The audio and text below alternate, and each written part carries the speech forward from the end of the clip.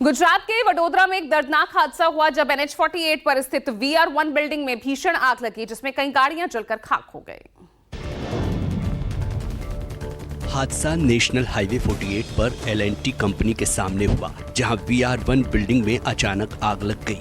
जांच में सामने आया है कि ग्राउंड फ्लोर पर स्थित इलेक्ट्रिक मीटर बोर्ड में शॉर्ट सर्किट की वजह से आग लगी, जिसने देखते ही देखते विकराल रूप धारण कर लिया। आग की लपटें डक्ट के जरिए 8वीं मंजिल तक पहुंच गईं। इस हादसे में पार्किंग में खड़ी कई गाड़ियां जलकर खाक हो गईं और बिल्डिंग को भी भारी नुकसान पहुंचा। सूचना पर दमकल विभाग की कई गाड़ियां मौके पर पहुंची और कड़ी मशक्कत के बाद आग पर काबू पाया। गनीमत रही कि लोगों को सुरक्षित बाहर निकाल लिया गया, जिससे जनहानि टल गई।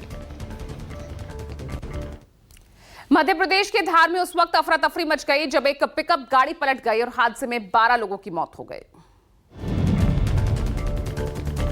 जानकारी के मुताबिक तिरला के पास मजदूरों से भरा पिकअप वाहन पलट गया। बताया जा रहा है कि 35 से 40 मजदूर बच्चे समेत इसमें सवार थे। गाड़ी का बैलेंस बिगड़ा और पलट गई। हालांकि पिकअप क्यों और किस वजह से पलटी अभी इसकी जानकारी नहीं है। हादसे में करीब 10 से 12 लोगों के मरने की जानकारी सामने आई है, जिसमें 6 महिलाएं और 2 बच्चे भी शामिल हैं। हादसे के बाद मौके पर चीख पुकार मच गई। अस्पताल में भी अफरा तफरी का माहौल है। जानकारी के मुताबिक पिकअप से मजदूर अपने घर तिरला जा रहे थे, तभी यह हादसा हुआ। कर्नाटक की राजधानी बेंगलुरु में बड़ा हादसा हुआ जब अस्पताल के पास दीवार गिरने से 7 लोगों की दर्दनाक मौत हो गई। यह हादसा बेंगलुरु के बावरिंग और लेडी कॉर्जोन हॉस्पिटल के पास हुआ, जब एक कंपाउंड वॉल अचानक भरभरा कर गिर गई। हादसे में 7 लोगों की मौत हो गई, जिनमें 2 बच्चे और 5 युवक शामिल हैं। घायलों को अस्पताल में भर्ती कराया गया है, जहां उनकी हालत अब खतरे से बाहर बताई जा रही है। बेंगलुरु सिटी के पुलिस कमिश्नर सीमंत कुमार सिंह ने बताया कि भविष्य में ऐसे हादसों को रोकने के लिए जरूरी कदम उठाए जाएंगे। फिलहाल मामले की जाँच जारी है।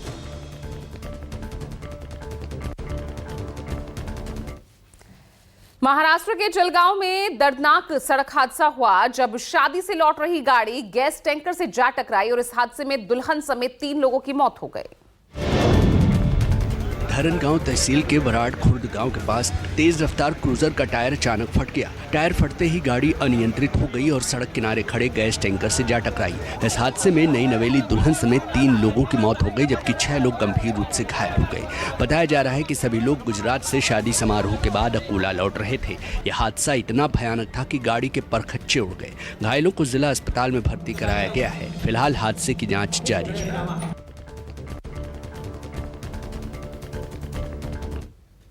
दिल्ली पुलिस ने हथियारों की एक बड़ी खेप बरामद कर 9 लोगों को गिरफ्तार किया। बताया जा रहा है कि ये हथियार पाकिस्तान की खुफिया एजेंसी ISI के इशारे पर ड्रोन के जरिए भारत लाए गए थे। बरामद हथियारों में जिगाना और ग्लास जैसी अत्याधुनिक पिस्टल शामिल हैं। पुलिस ने करीब 23 हथियार जब्त किए हैं। ये खेप एंटी सोशल एलिमेंट्स और कुख्यात गैंगस्टरों को सप्लाई की जानी थी। इस मामले में पुलिस ने 9 आरोपियों को भी गिरफ्तार किया है, जिनमें कुछ आरोपी पाकिस्तान के हथियार सप्लायरों के संपर्क में थे। साथ ही बिहार के मुंगेर में बने देसी हथियार भी बरामद किए गए हैं। जाँच में सामने आया है कि इस पूरे मॉड्यूल का मास्टरमाइंड बांग्लादेश में बैठा शहबाज अंसारी है। फिलहाल पुलिस मामले की जाँच में जुटी है। राजस्थान में पशु तस्करी का मामला सामने आया, जहां ट्रक से 13 ऊंट बरामद किए गए, जिन्हें क्रूरता के साथ ले जाया जा रहा था। गाड़ी के अंदर ऊंट बेहद क्रूरता के साथ ठूस ठूस कर भरे गए थे। आरोप है कि इन्हें अवैध रूप से वध के लिए दूसरे राज्यों में ले जाया जा रहा था। पुलिस ने मौके से 3 आरोपियों को गिरफ्तार किया है, जिनकी पहचान हरियाणा के नूह निवासी अमजद और अरमान और फूडसी निवासी शकील के रूप में हुई है।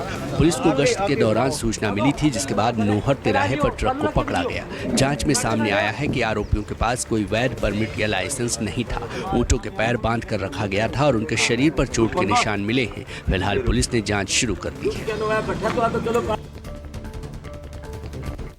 यूपी के ग्रेटर नोएडा से हैरान करने वाला मामला सामने आया, जहां शादी में डीजे बजाने को लेकर गांव के लोगों ने एक परिवार का हुक्का पानी बंद कर दिया।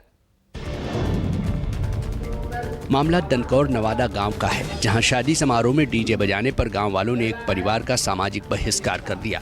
जानकारी के मुताबिक धनपाल के परिवार ने पंचायत के फैसले के बावजूद शादी में डीजे बजाया, जिससे नाराज होकर गांव की पंचायत ने उनका हुक्का पानी बंद कर दिया। इतना ही नहीं, गाँव वालों ने उनके किसी भी सुख दुख में शामिल न होने का फैसला भी किया है। ग्रामीणों का कहना है कि तेज आवाज में डीजे बजने से बुजुर्गों और बीमारों पर बुरा असर पड़ता है। आरोप है कि पंचायत के नियम तोड़ने पर ही यह सख्त फैसला लिया गया है।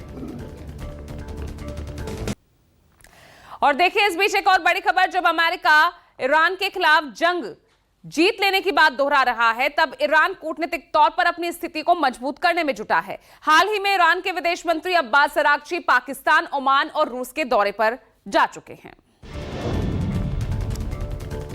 और अब लेबनान के संसद के स्पीकर नबीह बेरी ने ईरान के विदेश मंत्री अब्बास अरागची से फोन पर बातचीत की, जिसको लेकर अरागची ने एक पोस्ट लिखा है। बताया कि दोनों नेताओं के बीच क्षेत्रीय घटनाक्रम पर चर्चा हुई, जबकि इससे पहले भारत के विदेश मंत्री एस जयशंकर ने अरागची से बात की थी, जिसमें उन्होंने अमेरिका के साथ ईरान के संघर्ष विराम, क्षेत्रीय सहयोग और अंतर्राष्ट्रीय घटनाक्रम पर चर्चा की। अमेरिका के युद्ध मंत्री पीट हेग्सेथ को सशस्त्र सेवा समिति का सामना करना पड़ा। उनको कई मुद्दों पर समिति ने घेरा। इस दौरान ईरानी गर्ल्स स्कूल में हमले को लेकर भी उनसे सवाल पूछा गया। यह जंग अमेरिका के लिए गले की फांस बन चुका है। हालात यह है कि ना तो निगलते बन रहा है और ना ही उगलते। इस जंग में ईरान पर किए गए हमलों को लेकर सशस्त्र सेवा समिति ने सवाल पूछे, जिसमें ईरानी गर्ल्स स्कूल पर किए गए हमले का भी जवाब मांगा गया, जिस पर पीट हेग्सेथ ने कहा कि युद्ध की शुरुआत में ईरान के एक गर्ल्स स्कूल पर हुए घातक हमले की जांच अभी जारी है। इस हमले में करीब 170 लोगों की मौत हुई थी, जिनमें ज्यादातर स्कूली बच्चे शामिल थे। दरअसल हाउस आर्म्ड सर्विसेज कमेटी की सुनवाई में सांसदों ने ईरानी गर्ल्स स्कूल पर हुए हमले को लेकर सवाल पूछे, जिसमें हेग्सेथ ने कहा कि यह दुर्भाग्यपूर्ण घटना है। जांच में यह संभावना जताई जा रही है कि हमला पुराने खुफिया इनपुट के कारण गलती से हुआ।